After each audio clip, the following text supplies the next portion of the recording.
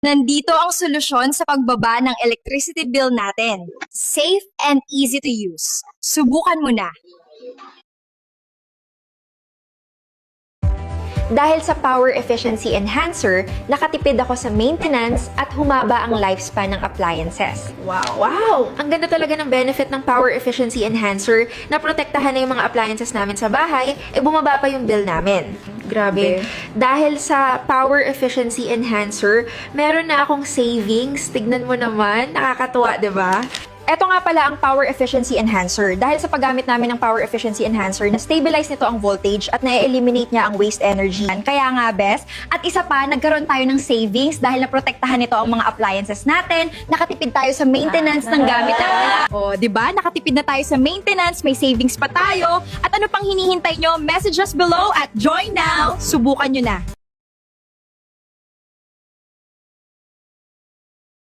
Welcome to the video about AVD Tech International's Power Efficiency Enhancer. This product is designed to reduce energy waste, enhance performance, and save costs. Meet the founder of AVD Tech International, Daniel E. Danlag, a successful businessman and experienced entrepreneur with over 20 years in direct selling. AVD Tech International's main office is located in Lipa City. Here are some views of the facility, including the exterior, a look inside, and a busy gathering area. AVD Tech also has branches in Lucena City, Pampanga, and Butuan City. Furthermore, new offices are opening soon, including one in Bacolod. AVD Tech International is SEC registered, DTI certified, and has a mayor's permit, operating for 2 years and counting. This shows our commitment to legitimacy. Our product adheres to RA 7394, the Consumer Act of the Philippines. We ensure product quality and safety, providing a warranty card, user's guide, and good packaging. The AVD Tech Power Efficiency Enhancer has several functions.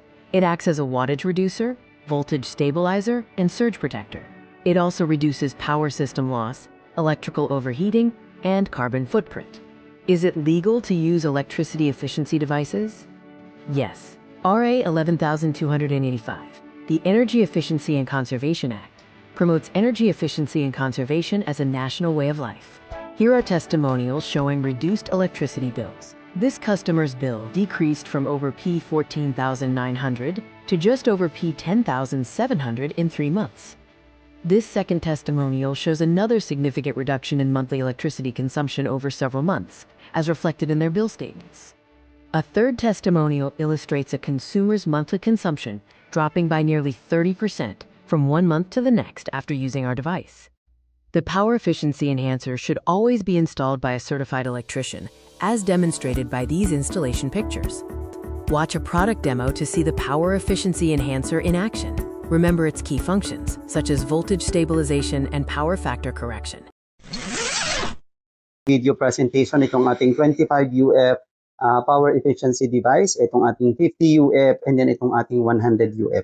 Hindi po natin ito madedemo kasi po yan po ay ilalagay po natin sa breaker. So meron po tayo ditong representation po ng ating bahay. Makikita niyo po may kontador, meron pong voltage, and then yung ampere, and then yung wattage consumption.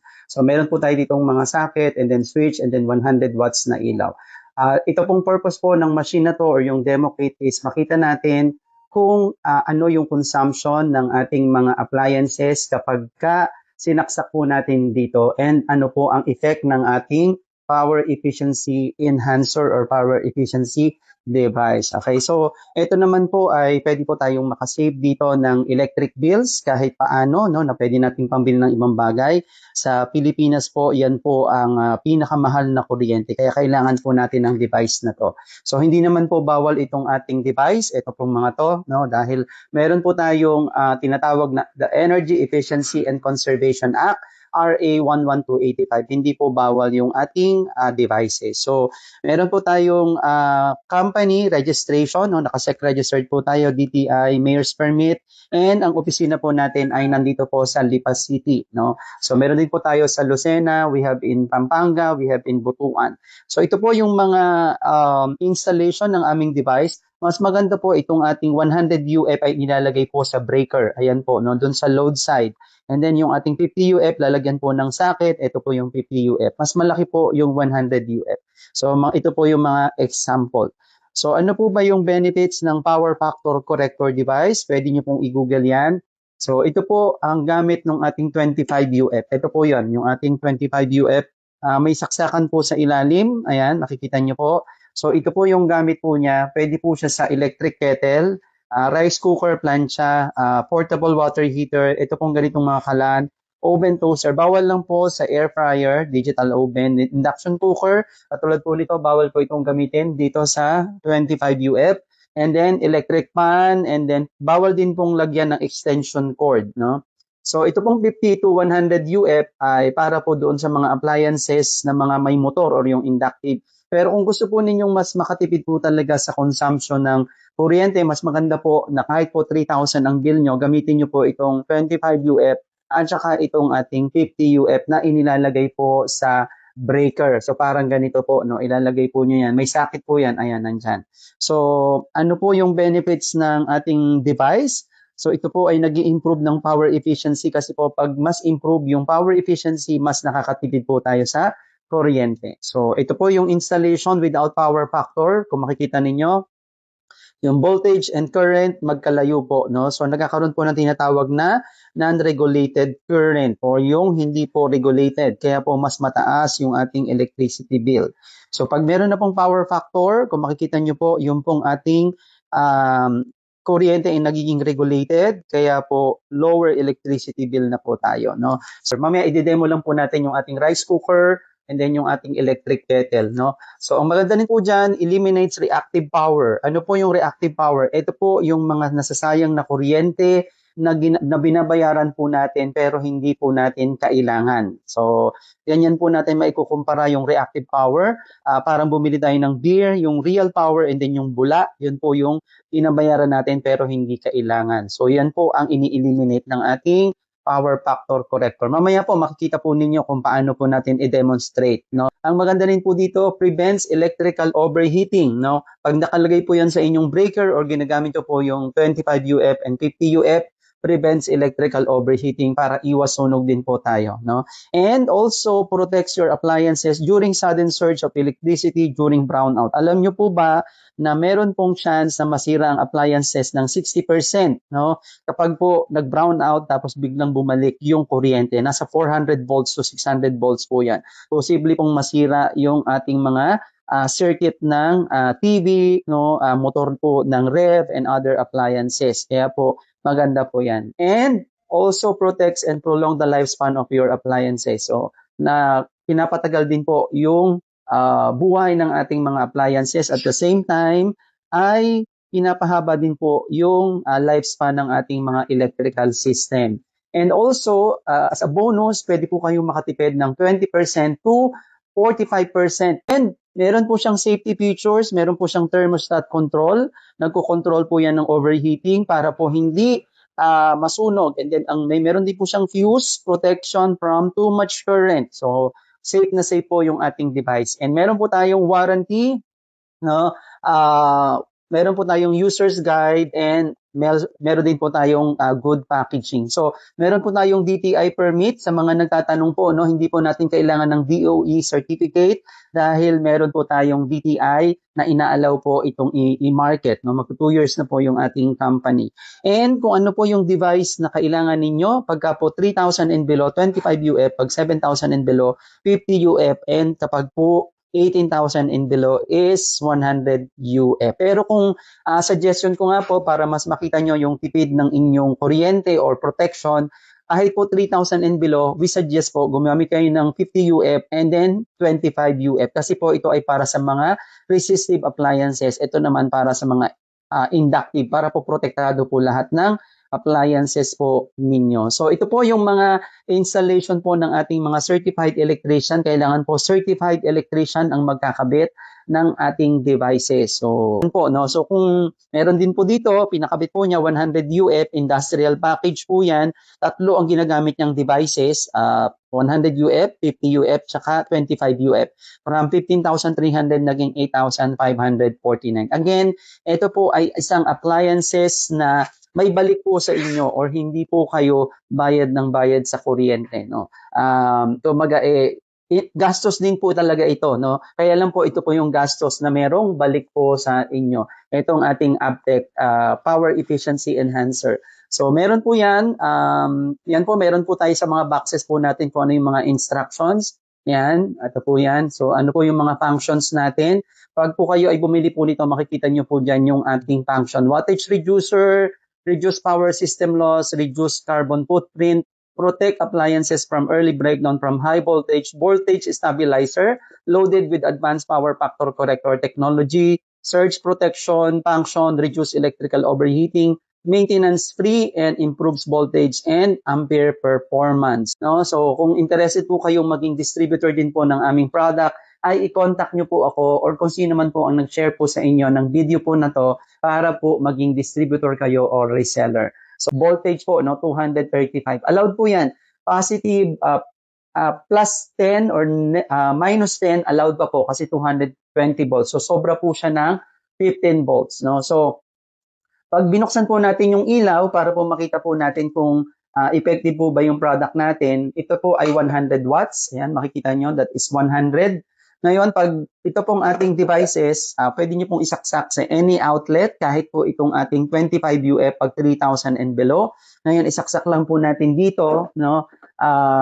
Ayan po, no? Makikita po natin. Yun pong ating 100 watts, naging 67 watts na lang po. Any electrical outlet, kasi isa lang naman po ang ating electrical outlet sa bahay. So, yan po yung ating 25 UF. And then, kung ititestingin po natin yung ating 50 UF, no? Ito po yung ating 50 UF. Wala po itong saksakan sa likod. Ito po yung kinakabit sa breaker. And pag sinaksak po natin yung ating 50 UF, makikita po ninyo, yung 100 watts, naging 43 watts na lang po siya. So, yan po yung gamit po ng ating 50 UF and 25 UF na device. Okay? So, try po natin naman yung ating electric kettle. Okay? So, yan po. Okay, no? So, pag sinaksak po natin yung ating electric kettle, ito po, no? Ayan, makita nyo lang po yung wire. Ito po yung electric kettle natin. Okay, so sasaksak po natin para po makita po ninyo kung ano po yung consumption. Ayan, on po natin. Okay, so ang consumption po is 1,425 watts. Okay, so makikita nyo po nakailaw po yung ating electric kettle. And ang gamit lang po nito ay pwede nyo pong isaksak dito directly dito po sa pinakailalim, meron po yung socket, no? So, ang gagawin po natin, bubunutin po natin yung ating electric kettle. Okay? Saksak po natin dito sa may pinakailalim, yung socket niya. And ito po yung isasaksak po natin, no? Kung 1,400 plus watts kanina, 36 watts na lang po. Ayan, nakailaw po siya. So, bakit po nangyari yon? Binawasan niya po kasi yung tinatawag na reactive power, no? Kahit pa ho 2 minutes kayong magpainit dyan, sobrang tipid pa rin po kayo sa wattage consumption, no? Na pag normal usage nga po, pwede pong makabawas po ng inyong kuryente. So, ito po yung maganda po dito, yung 25 UF kasi po pang resistive appliances po yan, pang dito, no? So, yung pong pinakita ko sa inyo kanina ng mga design ng ating devices, kasi po yung marami pong nagsasabi po, no, na bakit daw po hindi pwede na ito lang ang gamitin na 25 UF, no? So, ito po yung gamit po niya. Ayan, yan pong 25 UF na yan. Yan po ang mga gamit niya. Kaya po mas effective yung ating device sa mga resistive appliances or yung umiinit, no? So, papakita ko po sa inyo bakit po mas nire-recommend namin na gumamit kayo ng combination ng 50 UF at saka 25 UF sa inyong bahay. Kasi po ganito po yan, no? Bunutin po natin ito, okay? Okay, pag binunot niyo po ito, at isinaksak po ulit natin dito sa ating wattage devices, no, 1,400. Kung 50 UF lang po ang gagamitin po natin, dahil wala po itong saksakan sa ilalim, pwede naman po nating ikabit sa any outlet or direkta sa any outlet. Pero, pag nilagay nyo po yan sa any outlet, mapansin nyo po, konti lang po ang nababawas kapag ka po 50 UF ang gamit po ninyo. Kasi bakit? Hindi po kasi nakadesign ang device na to sa resistive appliances or yun sa mga umiinit, no? So, nakadesign lang po ito sa mga inductive like washing machine, ref, ano pa ba, electric fan, whatsoever, yun po, ganun po, no? So, kaya po mas nire-recommend nga namin na combination po ng device ang gamitin po ninyo. Kasi pansinin nyo, kanina, doon po sa 25 UF, mas malaki ang nababawas na wattage consumption pag gamit nyo po ang electric kettle. Kaya po, mas maganda na combination po ng devices ang gagamitin ninyo, 25 UF at saka 50 UF. Okay? So, ganun po. No? So, na-demo na po natin yung ating 25 UF, no? At saka po yung ating 50 UF. Okay, marami po mga nagtatanong po sa akin, meron daw pong nabibili na ganito sa Shopee or yung mga Blue App, Orange App. Mura lang po ito, no? Kumpara nyo po sa amin, no? Na ito pong devices po namin, medyo may kamahalan po talaga, pero quality, no? So, ito po 5,500, ito po 8,590, ito naman po ay 19,500, no? Medyo may kamahalan po talaga, no? Pero yan po ay super effective. Okay, tingnan po natin, no? Ito pong mga devices po na to, kung talaga bang nakaka-reduce ng kuryente, no? So, tingnan na lang po natin sa ilaw, okay? O, tingnan nyo po sa ilaw, 100 watts, gamitin po natin itong isa na sikat, no? Ito po, no? Tingnan nyo po kung may effect. No? Makikita nyo, ayan po, wala po siyang epekto. No? So, yan po yung ating mga devices. 99, wala naman pong nangyari. Umilaw po yan, nakailaw po. Ayun po, nakailaw. So, ito pong isa. Tingnan din po natin. Ito, nabibili po ito. Dati, mga 2,000 to 3,000 plus po ito. Tingnan nyo po yung wattage, 100. Pag inilagay po ninyo sa, mainit, sa any outlet. Okay? Wala pong nangyari. Okay? So, tingnan nyo po dito sa ating device. Kung makikita ninyo, no, 25 UF. Okay. Pansinin po ninyo, 86, 66 na lang po, almost 40% po doon sa ating 25 UF. And then kapag po naman 50 UF, lagay po natin itong 50 UF, testingin po ulit natin. Ayan po, no? So 50 UF, lagay po ninyo. Ayan. Ayan po, makikita po ninyo, 43 watts na lang po siya. So ayan po yung ating gamit. Testing naman po natin yung ating rice cooker. Ito po yung ating rice cooker. Ayan, meron po ako yung rice cooker. Pang demo lang po talaga yan. Hindi ko po talaga to sinasaingan. No? Binili ko po to doon sa isang kaibigan ko na nasira yung kanyang rice cooker pero hindi na ginamit. Kaya hiningi ko and then pang demo lang po. No? Kasi ito yung malimit natin gamitin. Kung rice cooker, kung mapapansin po ninyo, sa rice cooker, ang consumption po niyan nasa almost 700 watts. So, mapapansin nyo po, 700 watts. Okay? Ngayon po, ang gagawin po ninyo sa pag-rice cooker, ang kailangan nyo lang pong gawin is, kapag po 2 cups, pwede pong nakadirekta na po dito yung ating rice cooker. Pero pag more than 2 cups po kailangan, ay pakuluin nyo po muna dahil may heating delay po ito. Kasi pag hindi nyo po ginawa yon, mahihilaw po ang sinaing. Okay? So, tingnan po natin, no? Yung 700 watts consumption kanina sa rice cooker, idirekta po natin dito. Kasi po pag nagpainin naman kayo ng sinaing, mga 15 minutes, no? Medyo, ano na po yun, matagal na po yun. So, 50 UF sa rice cooker, kung makikita po ninyo, ayan, meron din po siyang, ayan po, no? Naka-on po siya. Ayan po. So, almost 37 watts na lang po or almost 40 watts kapag po gumamit po kayo nitong aming power efficiency enhancer, no? So, makikita nyo rin po sa ikot ng kontador na bumabagal po yan. Mabagal po yan kanina, okay? O, tingnan nyo po, mabagal po yung ating kontador. Ayan po, no? 37 watts. Pero idirekta po natin yung, tingnan nyo po yung maigi, yung ikot ng kontador. Ayan, makikita natin yung kulay itim, mabagal po siya.